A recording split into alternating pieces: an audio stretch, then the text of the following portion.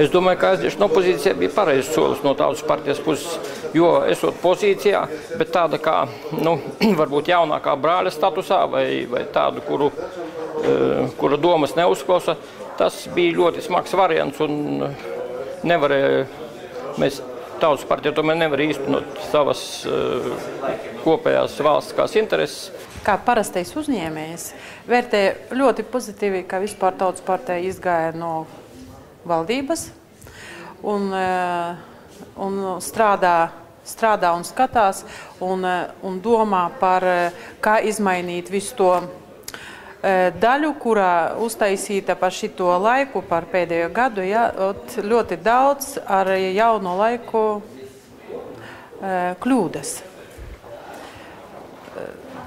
Tāpēc par šitiem pēdējiem mēnešiem es domāju, ka Tautas partija ļoti daudz dara, lai kaut ko izmainītu. Problēmas mūsu ar Ludzas novadā un ar Latgalē kopumā, tāpat kā visā valstī, tomēr ir bezdarbs.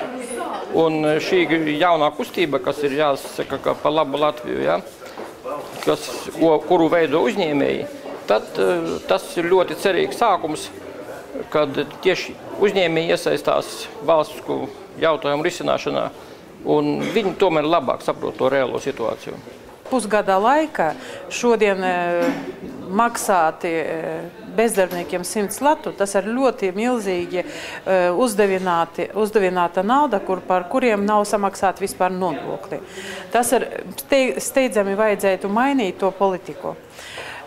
Sakarā ar to, ka bezdarbnieki, kuri šodien saņem tos 100 latus, viņus vajadzētu virzēt uz uzņēmējiem, lai uzņēmēji varētu paņemt un valsts varētu dot to naudu, lai uzņēmums varētu samaksāt par viņiem nodokļus, pensijas, sociāli visi tie procenti, un lai cilvēks zinātu, ka šitais pusgads vai gads, kurais strādā, viņš varētu saņemt savā pensijas laikā, pieskaitīts pie pensijas.